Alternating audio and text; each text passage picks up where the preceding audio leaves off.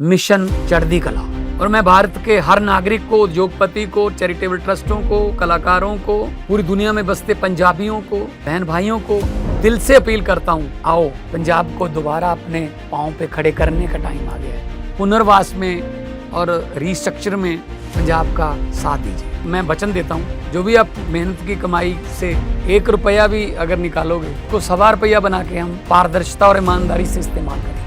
और जानकारी चाहिए तो rangla.punjab.gov.in ये वेबसाइट पे जा सकते हैं, सब कुछ डिटेल मिल जाएगा। आओ मिलकर हाथ से हाथ जोड़ के एक ऐसा पुण्य उसमें योगदान डालें और बता दें दुनिया को कि पंजाब किसी भी संकट के सामने हारता नहीं है। कुछ न कर बैठे, इसलिए इंटरव्यूज नहीं किए ताकि वो हमेशा प्रत्याशी बनकर चुप रहें कि उनका नाम, उनका चेहरा कहीं दिख ना जाए और उनके जॉब्स पर असर न पड़ जाए।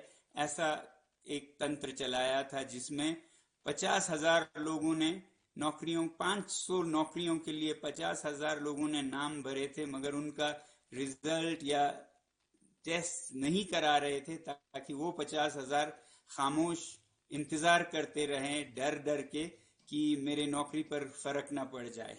तो आज उन सब का वो गुस्सा निकल के आ गया और वो सड़क पे आ गए। और वैसे भी आपने सुना होगा, लद्दाख भारत में नंबर 2 पर है कहा जाता है बेरोजगारी में। तो एक ये बड़ा था उनका। दूसरी तरफ लद्दाख के लोगों को बिना लोकतंत्र के रखा गया। स्टेट के बाद यूटी विदाउट लेजिस्लेचर, यानी कोई मंच नहीं है जहां पर लोग अपने मंशा अनुसार यहाँ का प्रबंधन कर सकें, मैनेजमेंट कर सकें, गवर्नेंस कर सकें लद्दाख का। और जो 6वां शेड्यूल है, जो जनजातियों को अपने अपने इलाके का संभालने के लिए एक मिनी पार्लियामेंट, मिनी असेंबली देती है, उसका भी वादा करके पूरा नहीं हुआ था। तो ये सब बड़ा लोगों में बढ़ता जा रहा था। और फिर आखिर में हाल ही में मैं जो इन सब के लिए या उनकी आवाज बनकर आवाज उठा रहा था, तो मुझ पर फिर बहुत जुल्म करने लगे, हैरेसमेंट करने लगे।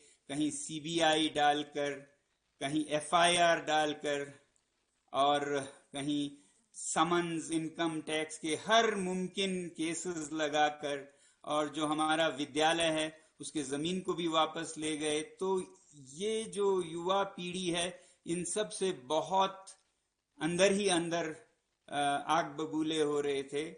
और किसी को ऐसा अनुमान नहीं था कि आज के जैसा कुछ होगा। अचानक से हजारों में निकल के आए और इस तरह का एक नजारा बना। ये सिर्फ कुछ ही युवाओं का या ऐसा नहीं था, इसमें बच्चियां, स्कूल की लड़कियां, कॉलेज की लड़कियां, मंक्स जो भिक्षु हैं, वो भी आके बाहर भिड़ने लगे पुलिस से। तो ये एक तरह का बड़ा सी था। कुछ लोग ये सोच रहे थे कि ये किसी पार्टी का किया कराया है। तो कोई पार्टी लद्दाख में ऐसा इतना वो नहीं रखता है ताकत या शक्ति की इतने 4-5 हजार युवाओं को ऐसे निकाल पाए। तो ये सिर्फ युवाओं का एक बड़ास था जो आज निकल के आया।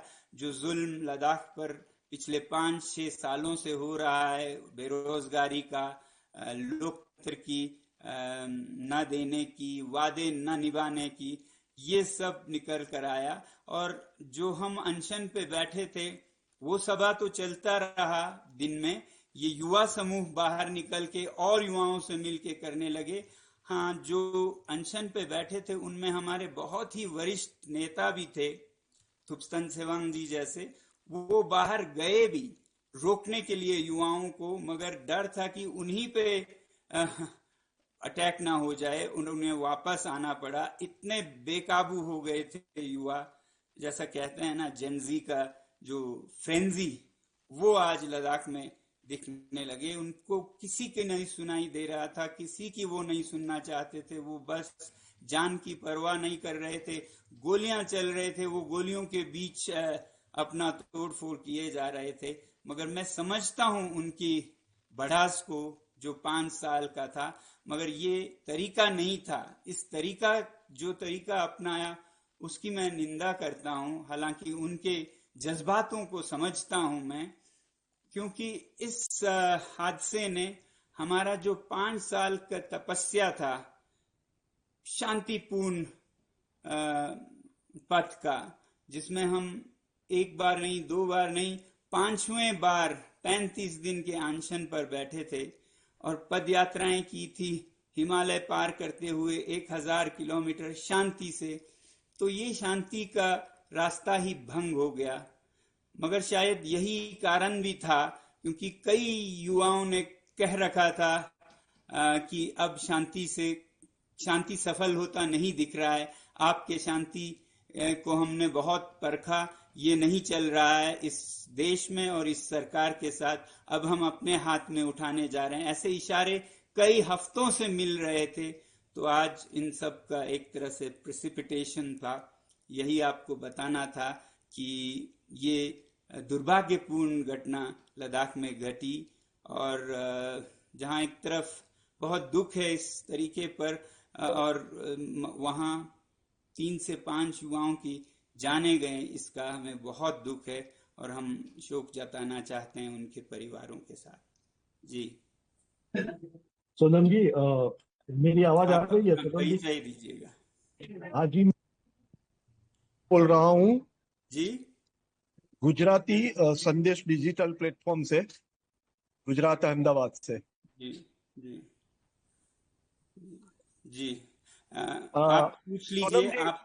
एक मिनट आप पूछ हाँ, लीजिए, मगर इसके हाँ, बाद मैं चाहूंगा कि पहले नेशनल चैनल्स पूछें और उसके हाँ, बाद रीजनल, क्योंकि हमारा संदेश नेशनल पहुंचना, राष्ट्रीय स्तर पर पहुंचना भी बहुत जरूरी है। ऐसा मैं विनती करता हूं आप लोगों को। चलिए पूछिए। सोनम जी, मेरा कि अचानक आपने ये निर्णय क्यों किया आज ये उपवास खत्म करने का? हाँ, तो ये भी बताना था आपको, मैं भूल गया कि इन हालातों को देखते हुए, इन हालातों को बेकाबू होते हुए देखते हुए हमने अपना उपवास बंद किया, क्योंकि ये घटनाएं घटी जब उपवास पर बैठे लोगों की हालत गंभीर हो गई और वो अस्पताल पहुंचे। तो जैसे जैसे कल परसों में और लोग अस्पताल पहुंचेंगे तो फिर और ऐसा विस्फोटक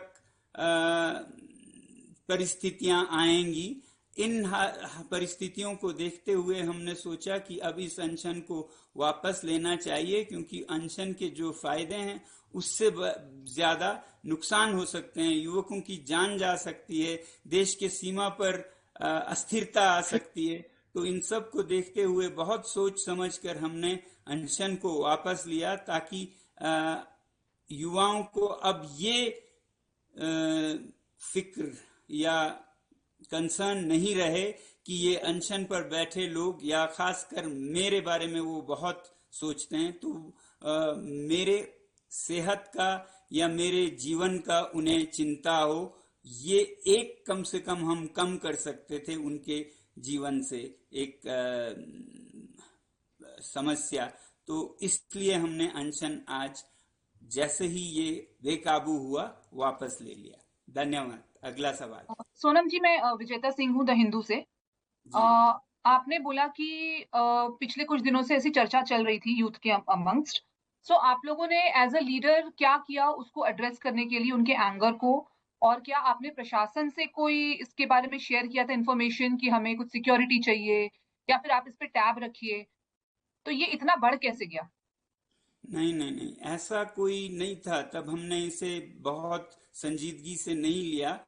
हमारे ही अनशन पे आकर जो लद्दाख के नेता, सिर्फ युवा नहीं बड़े भी, ये बोल के जाते थे कि आपके शांति के रास्ते को बहुत देख लिया, अब हम इस पे ज्यादा विश्वास नहीं कर रहे हैं। ये शांति उनके लिए जो शांति की भाषा को समझते हैं, ये नहीं समझ रहे हैं, ऐसे बोल के गए। मगर हमने कभी नहीं सोचा कि इस तरह का विस्फोट हो जाएगा। जी सोनम जी, मैं चेतन बोल रहा हूँ दैनिक जागरण से। उम्मीद है कि आपकी सेहत जो है वो ठीक होगी, क्योंकि 15 दिन से आप अनशन पे हैं। मेरी आवाज आ रही है? जी जी आ रही है। सोनम जी, मेरा सवाल ये है कि 13वें दिन आपने एक वीडियो जो है अपने सोशल मीडिया प्लेटफॉर्म पर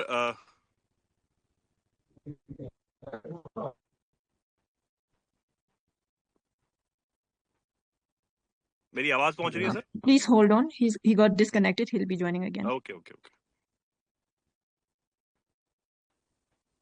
जी बोलिए। सर मैं चेतन, दैनिक जागरण से। मैं ये कह रहा था कि सर जिस तरीके से आपने अपने अनशन के 13वें दिन एक वीडियो सोशल मीडिया प्लेटफॉर्म पर अपने शेयर किया था, जिसमें आपने बताया था कि गृह मंत्रालय से जो लेटर जारी हुआ है कि 6 अक्टूबर को बातचीत होनी है, तो सर जब ये सब कुछ हो गया था तो क्या युवाओं तक वो मैसेज नहीं पहुंच पाया? क्योंकि आप ये कह रहे हैं कि भड़ास जो है वो बहुत ज्यादा जी जी बहुत अच्छा सवाल आपने पूछा। गया था दिल्ली में। जी जवाब दूं मैं? हम आ गए हैं लिंक पे, लाइव है ना, थर्ड जी पे। जी जी जी हाँ, तो असल में जी बोलिए सर। ये एक बड़ा कारण था। जो 6 अक्टूबर का तिथि डेट निकला, वो एक बड़ा कारण था आज के बड़ास का। क्योंकि आप देखिए 10 तारीख से अनशन पे हैं और वो 20 लगभग 20 को उन्होंने ये निकाला, 20 या 21 को, कि बातचीत होगी तो 6 अक्टूबर को 16 दिन बाद। तो लोगों को बहुत गुस्सा आया कि वो बातचीत इन अनशन करने वाले लोगों को तड़पा तड़पा कर कुछ की जान जाए, तब वो बातचीत कर रहे हैं। आप समझ सकते हैं, जहां एक तरफ 15 लोग लंबे अनशन पे हैं, 16 दिन बाद वो बातचीत का तारीख निकल रहे हैं। इससे लोगों को बहुत गुस्सा आया, क्योंकि उन्हें याद ये भी था कि जब 2020 में यही परिस्थिति थी और हिल काउंसिल के तब के चुनाव हो रहे थे और यहाँ के नेताओं ने चुनाव को बहिष्कार करने का फैसला किया था इसी बात पर। अभी भी ये मुद्दा 5 साल बाद भी वहीं का वहीं है। तब जब उन्होंने बहिष्कार करने का फैसला किया तो दूसरे ही दिन विशेष विमान आया, एक बीच क्राफ्ट, छोटा एयरक्राफ्ट लाके हमारे लीडर्स को वो दिल्ली ले गए। अगले ही दिन उन्होंने मीटिंग कराया, मीटिंग में उन्होंने बॉयकॉट वापस लिया और इलेक्शन वो जीत गए। तो लोग इसलिए गुस्से थे कि जब आपको चाहिए आप 2 दिन में जहाज बेचकर टॉक्स करा सकते हैं, मगर जब आप की बारी है तो आप अनशन पे बैठे लोगों को तड़पा तड़पा कर 16 दिन रख कर फिर टॉक्स करना चाहते हैं। ये एक बड़ा कारण था उनके भड़कने का। अब hello sir, I am Sagarika. मैं local news of hello India sir. से डॉक्टर विजय जी, शुक्ला एक बोल मिनट, रहा हूँ। सागरिका, मेरा सवाल बड़ा क्लियर सा है, अगर आप सुन रहे हैं तो। He is saying something please. Hello hello, sir we can't hear you. मेरी आवाज आ रही है आपको? मैं पहले नेशनल चैनल सोनम जी, को मैं जवाब दे देता हूँ। मैं- उसके मैं बाद डॉक्टर आपके विजय पास शुक्ला बोल रहा हूँ। मैं आर्यन बोल मैं सागरिका उसके फ्रॉम बाद द आपके पास जरूर आऊंगा। मैं बोलूं? आर्यन बोल रहा हूँ एएनआई से, मैं बोल सकता हूँ? जी जी सर मैं आर्यन बोल रहा हूँ एएनआई से। अमित जी, मालवीय जी। जी बोल रहे हैं कि कांग्रेस के वार्ड काउंसलर ये दंगे को भड़काने का, मतलब ये प्रोटेस्ट को भड़काने का काम कर रहे हैं। तो क्या लगता है आपको कि और पॉलिटिकल पार्टीज का इन्वॉल्वमेंट है इस वायलेंस जो वहां पे क्लैशेस हुई हैं अभी? मुझे डायरेक्टली कितना असर है नहीं पता, मगर कल के दिन में बहुत से लोगों ने बहुत नाराजगियां जताई इस बात पर कि जो देरी हुई और जो लोग अस्पताल में पहुंचे, उनमें से एक कांग्रेस के काउंसिलर भी थे। मगर उनका भड़ास ये था कि उनके ही गांव के ये दोनों लोग थे जो अस्पताल पहुंचे, उनके गांव के ही लोग थे। तो वो बहुत गुस्से में बोल रहे थे, मगर मेरे ख्याल से कांग्रेस का ऐसा पकड़ कुछ भी नहीं है लद्दाख में कि उनके वजह से 5000 यूथ बाहर सड़क पे आ जाएं। ये Sir, I'm ये Sagrika कहना from the ये मैं कहना इन युवाओं के जज्बात का मजाक है। Sir, I'm Sagrika from the print. Can you hear me? Print बोलिए। Yeah. Sir, आप म्यूट if करें after प्लीज हाँ बाकी सब म्यूट करें। हाँ, sir, after the abrogation of Article 370 in 2019, we have been witnessing intermittent protest in Ladakh. तो मेरा पहला सवाल ये था कि जिस इंटेंसिटी का अभी प्रोटेस्ट हुआ है, अभी आप जो आपने बोले जेनजी इसमें इन्वॉल्व था, क्या आप उनके साथ बैठे, आपने उनसे बात की, क्या डिमांड्स है? और दूसरी बात, can you draw some parallels between what happened in Nepal and what is happening in